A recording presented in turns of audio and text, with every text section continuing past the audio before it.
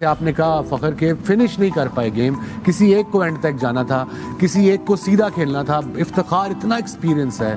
800 और कहा ये चाइना का डुप्लीकेट जिसको आप किंग कहते हैं, कोई शर्म करे यार, ऐसे किंग होते हैं। ये गली गली बल्ले बल्ले आपको यहाँ किंग मिले। खुश होते थे कि बाबर आजम हमारा बाबर आजम। मेरे ख्याल में हमने बाबर आजम को इतना ओवररेट कर दिया कि वही हमारे गले पड़ गया और आज बाबर आजम पाकिस्तान टीम की तबाही की वजह बन रहा है। इनके मारो मुंह पे थप्पड़ सालों के पकड़ पकड़ के जिस अंदाज से इन्होंने पाकिस्तान के क्रिकेट का आज जनाजा निकलवा दिया। मजाक उड़ाते हो, कभी तुम गोबर आजम कहते हो, कभी तुम घंटे का किंग कहते हो, कभी तुम उसको जिम्बाबर कहते हो, कभी तुम नेपाल आजम बना दिया उसका नाम ले। तू घंटे का भी नहीं, तू पता नहीं कचरे का किंग है। कचरे का भी नहीं, ये गटर का किंग है, गटर।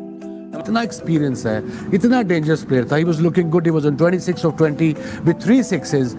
अब पता है कि जैम्पा बॉल कर रहा है, मिसबा यहाँ, शोएब मलिक बैठा है, ये हम सारा दिन यहीं थे, चीखे मारे हैं कि भाई इसको फ्रंट फुट पे खेलना है, ये तुम्हें तेज करेगा और बॉल स्किट करेगा बिकॉज गीला हो रहा है। उसको आपने बैक फुट पे खेला और लेग बिफोर हो गई। Once Iftikhar was gone, I think there was no hope for me. कहा दुनिया क्रिकेट का बादशाह, शहनशाह का शहनशाह, द चेस मास्टर 4800 और कहा ये चाइना का डुप्लीकेट जिसको आप किंग कहते हैं, कोई शर्म करे यार, ऐसे किंग होते हैं। ये गली गली बल्ले बल्ले आपको यहाँ किंग मिलेंगे, ऐसे हाथ के बनाए हुए पुतले हैं। ये किंग है, ये किंग होते हैं। मैं बहुत दुखी हूं और आज मैं बहुत मायूस हूं।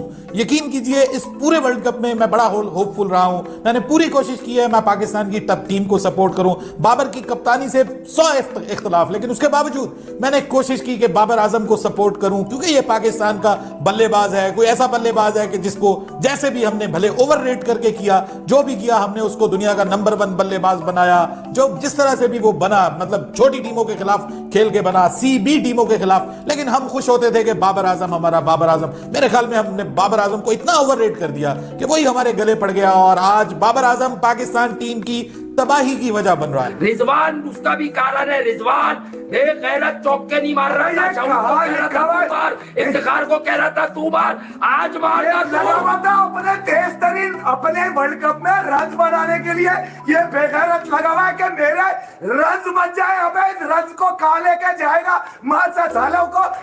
जितने तमाशाइयों में अगर 4-5 भी थे ना पाकिस्तानी, इनके मारो मुंह पे थप्पड़ सालों के पकड़ पकड़ के जिस अंदाज से इन्होंने पाकिस्तान के क्रिकेट का आज जनाजा निकलवा दिया बेंगलुरु के। विराट कोहली के साथ कंपैरिजन करते थे लोग, कहते थे कहां विराट कोहली, कहां राजा भोग और कहां गंगू तेली।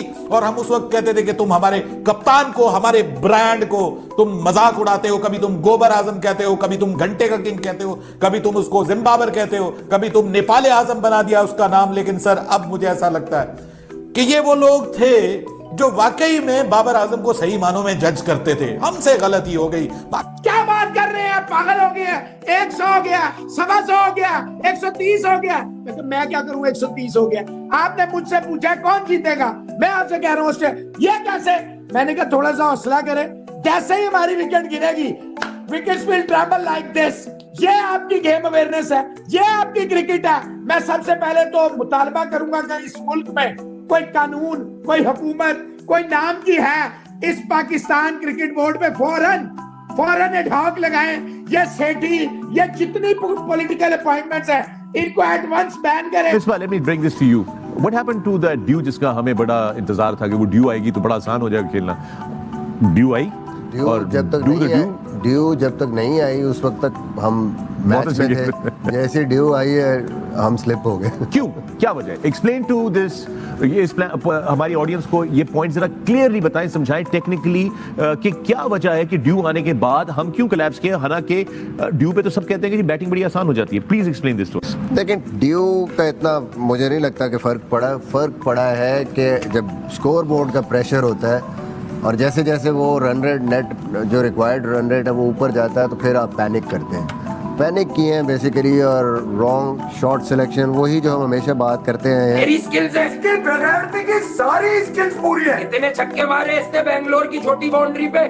बाबर और रिजवान ने ये इंडिया में एंटर हुआ तो लोगों की तस्वीर करने कह रहा था कि पाकिस्तान और इंडिया के ग्राउंडों में फर्क ये है कि बाउंड्रियां थोड़ी सी छोटी हैं। बाउंड्रियां छोटी, अबे तुझे सबसे छोटी बाउंड्री दे दी कि चल भाई तू यहाँ 5-7 छक्के मार ले, वहां पे सबने और भाई ये अबे निकला तुम्हारी ऐसी की चाची, एक आदमी भी नेपाल नहीं जाएगा, गालियां दे रहे थे हमें। उसका कैच छूटा वार्नर का, वो 168 रन कर रहा है। आप वालों के कैच छूटे 60 और 70 किए, वो निकल लिए। भाईजान बात की आपको अच्छी तरह पता है, 200 की भी पार्टनरशिप आती ना रिजवान, लोग मुझे बार बार पूछ रहे कौन जीतेगा, मैंने कहा ऑस्ट्रेलिया। बुक्स की वजह से सिर्फ टीम में बाबर लाया क्योंकि इमाद वसीम को इन नंगों की क्रिकेट पता है कि इन्हें कितनी क्रिकेट कितनी कप्तानी आती है, इसलिए ये इमाद से नफरत करते हैं, ये सरफराज से नफरत करते हैं। इन बेशर्मों को पता है कि टीम में वही रहे जो हमें किंग बोले क्वीन बोले।